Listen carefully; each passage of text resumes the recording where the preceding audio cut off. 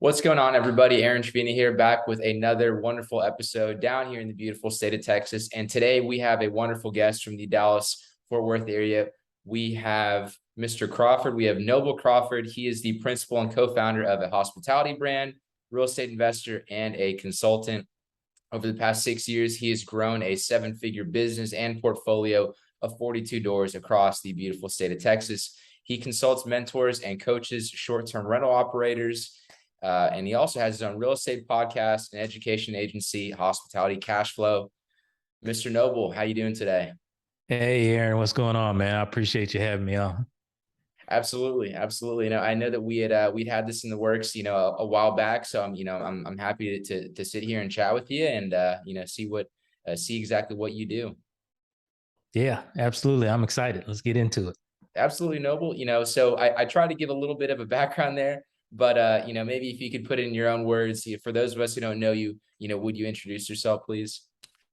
Yeah, absolutely. So, yeah, like you said, I'm the co-founder of a hospitality brand.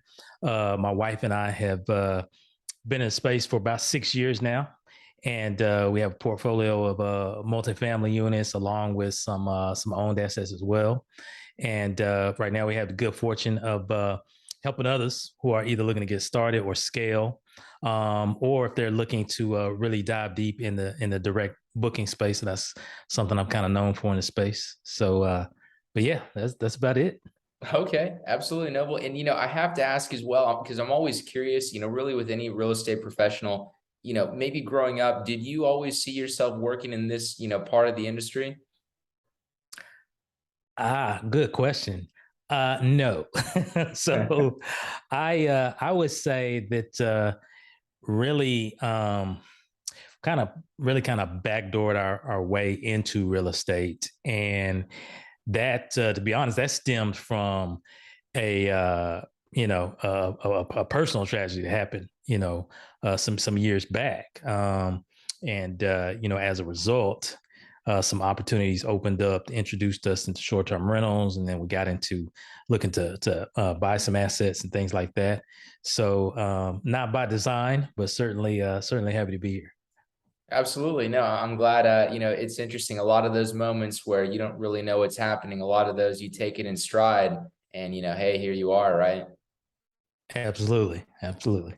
Absolutely. So I'm curious as well. I know that you mentioned how a few things that happened that kind of led you to this part of the industry. There's so many facets of the business. There's construction, there's flipping homes, there's syndications. To you, what's unique and special about working with short-term rentals?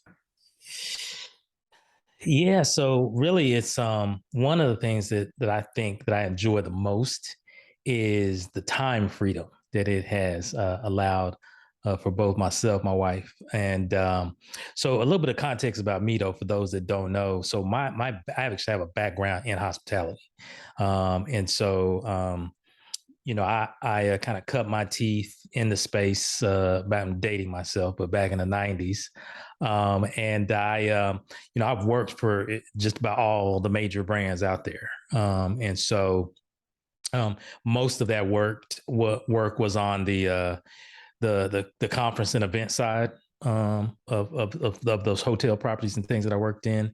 But then that transition having developed a trade skill, if you will, of working with the technology on the event side. I transitioned into getting out of hospitality, but still staying in technology, and so I've worked in the technology side ever for the most part since then.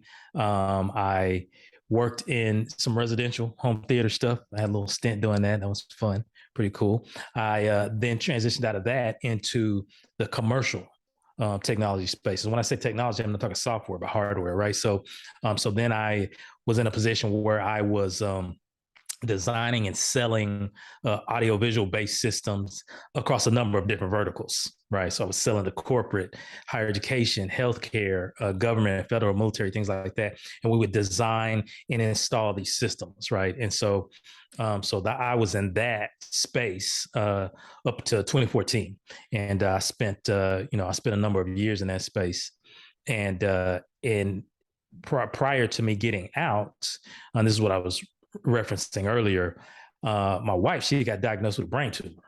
And so, we had to go in, get surgeries, get set up and all that good stuff.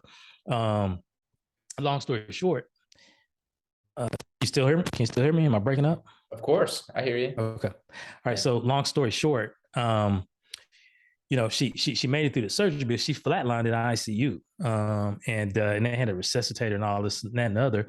And so after that, she had to go through this long, like 6 to 8 week process of recovery.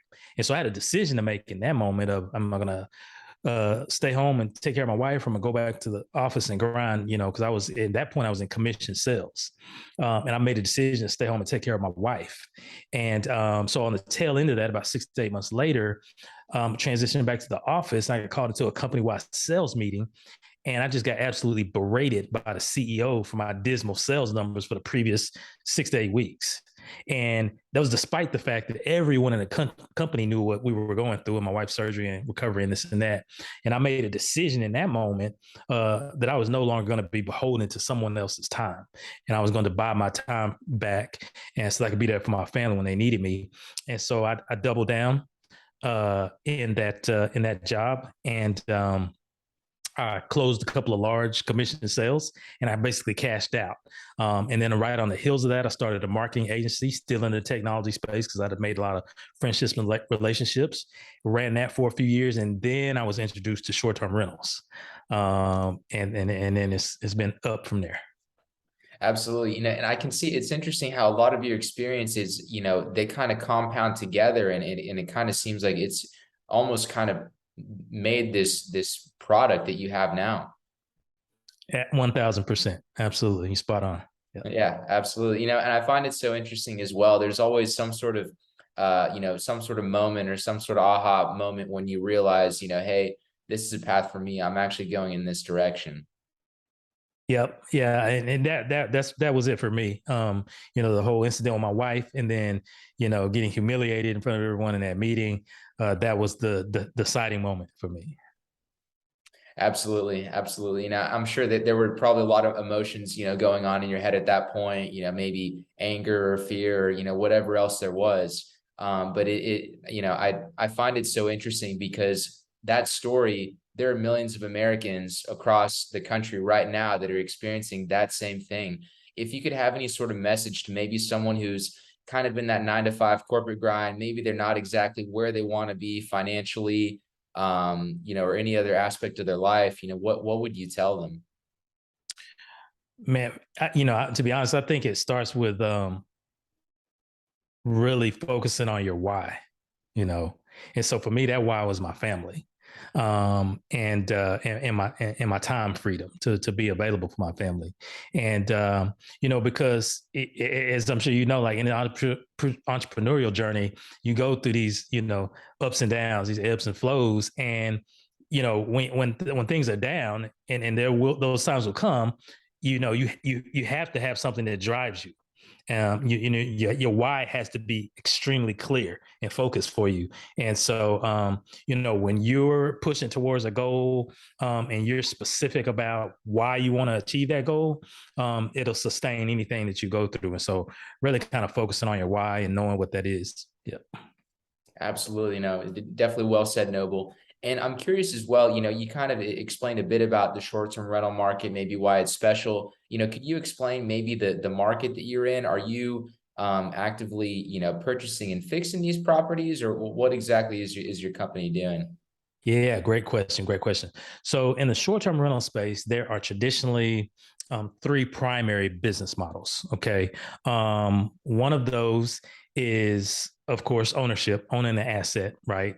And whether you acquire it creatively or go out and purchase it or whatever, owning that asset and then leveraging that asset as a short term rental. Okay.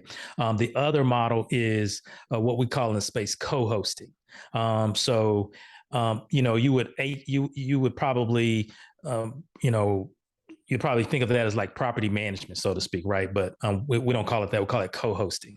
But essentially, it's if you are managing someone else's vacation rental or someone else's short-term rental for them. Okay. So that's another business model. And then the final business model is what we call rental arbitrage, right? And some people call it lease to rent or something like that. Some people call it subletting, although technically it doesn't fall into that from a legal standpoint. But rental arbitrage is essentially where you go out and rent someone else's property with their knowledge and understanding that you're going to leverage it for the short-term rental play. And so when we got into this space, we were introduced to it using the rental arbitrage model. And so we adopted that early on from the very beginning. And that's how we started to build up our portfolio.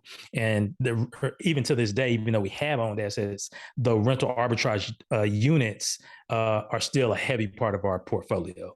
And so that's what we do is we rent multifamily units, so inside of apartment complexes, and then we started out placing those units on the traditional platforms like Airbnb, VRBO, things like that.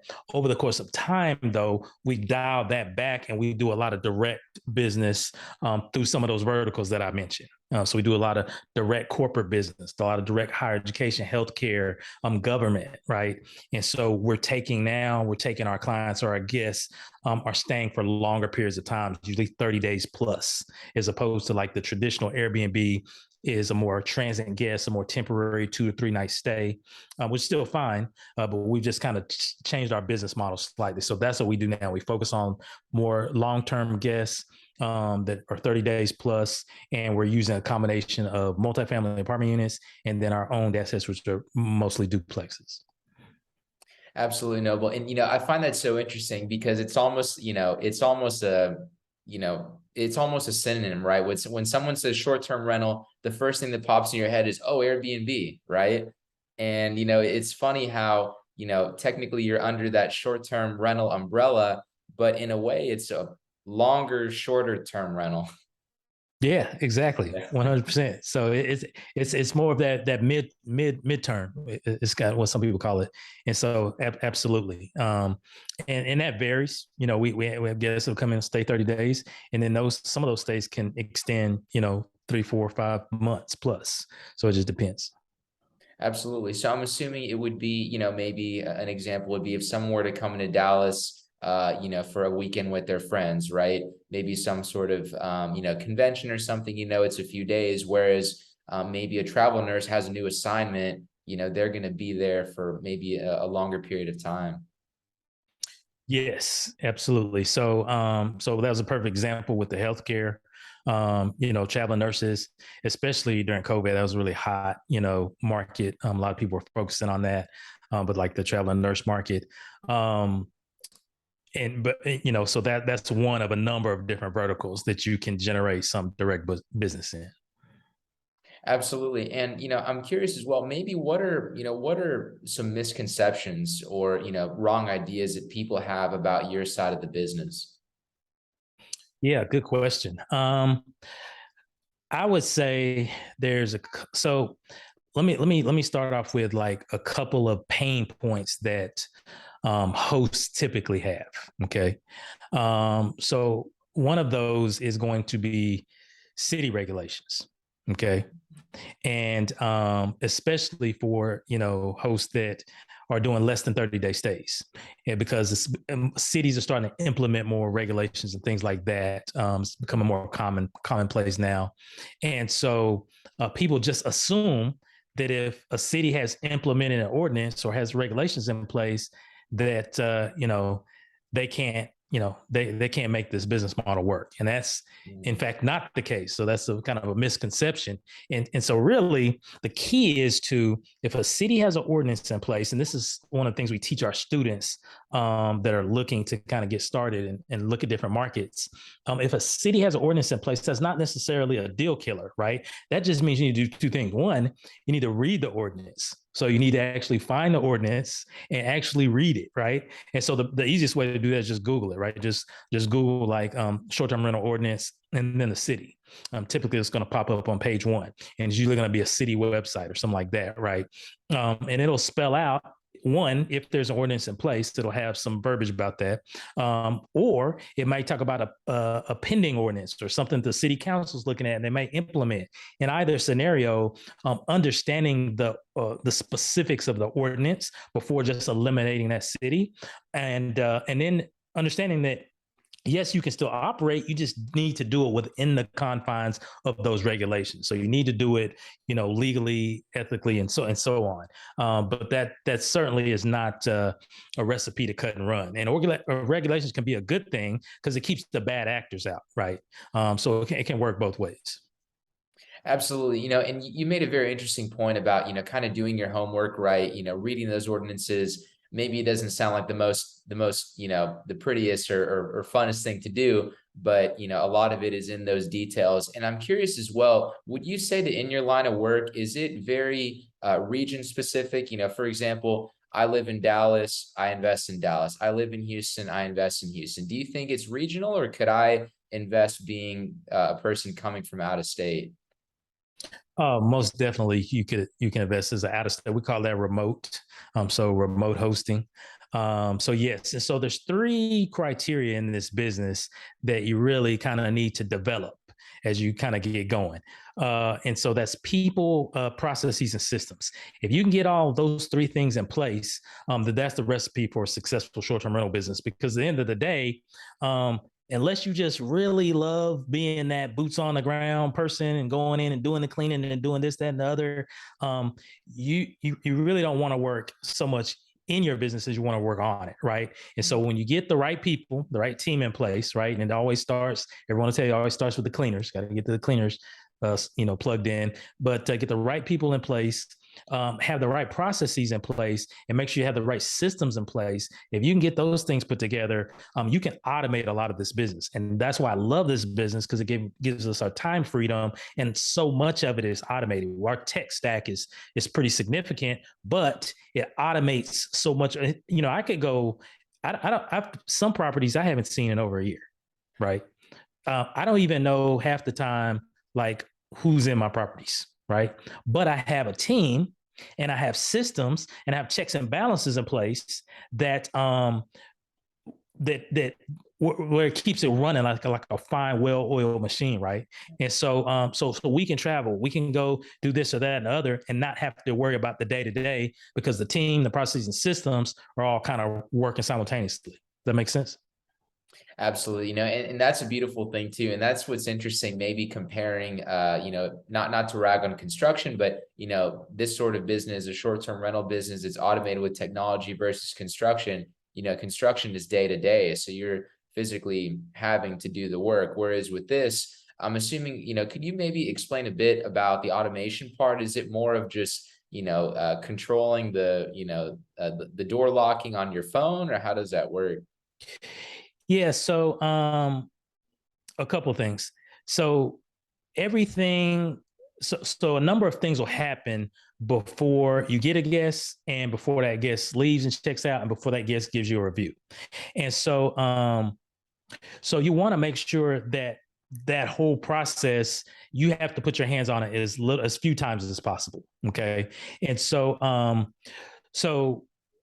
as far as the automation, it starts with, again, like with that market research piece. Okay. So it is a host. So with the market research, we use a software product called AirDNA. You may have heard of that. AirDNA is essentially it's like running comps, similar to like a real estate, right? So if a house is going to be put on the market for sale, you're looking at how you want to price it. You run comps and seeing what those other properties in the area are going for. Well, AirDNA is a software that runs short-term rental comps. So it'll scrape data from Airbnb, VRBO, and it'll see what the surrounding area is doing. So we use that for market research, right? Kind of at a high level. But when we get everything kind of set up, got your listing on the platform, all of that good stuff, and you want to start then, taking on guests, you need to have a way to automate the communication for those guests, because otherwise you're going to be on your phone or at your computer all day long, fielding questions, just everything, right? And so we use a software called Hospitable. Okay. And they have a very robust automated guest messaging platform, right? To the point to where you can create your guest messages for if someone makes an inquiry, then it'll pass through the software. The software will send out a response, an automated response. If someone asks a specific question, you can make responses related to keywords. So if they have a question about parking and the software sees parking coming in, you can have, a response go out related to parking, where they park, how they park, is there a gate code, different things like that, right? If someone has a question while they're staying at the property, you can automate some of that around keywords as well. You can have automated check-in messaging, which gives them their door code, right? It tells them what the address is and the unit number and a whole list of things, right? If someone before checkout, the night before checkout, just reminding them, hey, please be sure to leave the garage, door opener on the counter, please leave the dirty towels in the tub, leave the dirty dishes in the sink, whatever you wanted to say, right? Is a checkout message. That's all automated, right? And then once they check out within 3 days, sending them a follow-up message. Hope you enjoyed your 5-star stay. We'd love a 5-star review. Type automated. Okay. The whole process from guest inquiry to checkout, a messaging software, Hospitable, used to automate that process, right? I mean, I could go on and on. We have revenue management automation. We have digital guidebooks, so they'll know their area and where they can go and different things they can do. We have cleaning automation software. We have noise monitoring tools. We have guest Wi-Fi software. There's smoke detectors. You don't want people smoking in your units or marijuana, anything like that. A number of different things. So the tech stack, again, is pretty significant, but as much of it as you can automate, you're removing yourself from the day to day. And then the stuff that you do have to put your hands on, you delegate that to a team member. So in this case, you can use a virtual assistant, a VA, right? So we have a team of VAs. So they can field, one-off inquiries kind of around the clock, if you will. And so, so all of that stuff kind of works together. So that you work on the high level stuff, right? And less in the business. Right. And, I think a big theme for this is, running the business and not having it run you. And it really seems like that's kind of your big message here, really those automation tools, a lot of those follow-up sequences, and really saying, hey, where's Noble's time going to be? It's going to be for, the highest use as opposed to getting down in the really small stuff. Absolutely. You couldn't have said it better. That's the key right there. Yeah, absolutely. No, and that's super interesting as well. I guess when I hear automation, I think of, locking, unlocking the door. But I just find it so fascinating that we're living in a very unique time because, even a decade ago or decades ago, this wouldn't have been possible really with this new technology that we have. Yeah, absolutely. I mean, we can, again, we've got our systems really at a point to where guests come and go kind of on autopilot, and we just don't get involved unless there's something epic that happens, right? And then there's a process in place for our team to escalate matters, and they'll go up the food chain through like a community manager that we have, and then if they can't resolve it at their level, then it'll my wife's kind of over operations, it'll go to her, and so, but that's very few and far between, all the way down to even vetting the guests before they check in.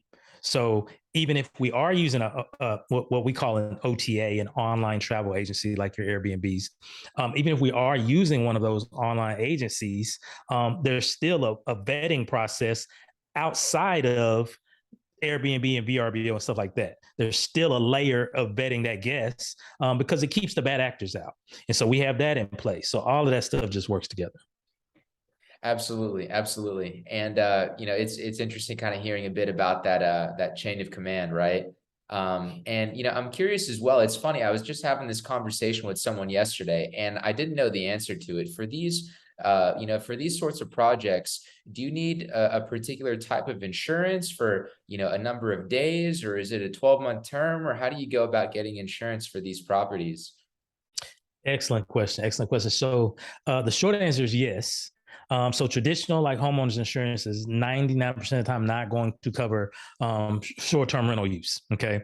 And so there are insurance providers out there. There's kind of there's a big giant in the space. They're called Proper Insurance, PROPER, proper.insure. That's who we use. But then there's another one. I think they're called Safely. But there's a couple of known providers of short-term rental insurance. And the beautiful thing is, like with Proper, for example, is that they not only literally cover the property. You can get it up to $1 million policy. They'll cover the property that you can name the owner or property management or whatever is additionally assured on the policy, and they will they also cover like loss of business, right? So we had an incident one time where a one guest broke a back sliding glass door. Okay, and then we had another guest that was supposed to check in that day. And so once checking out and the glass doors broke, the other guests were supposed to check in. So we weren't able to accommodate that guest,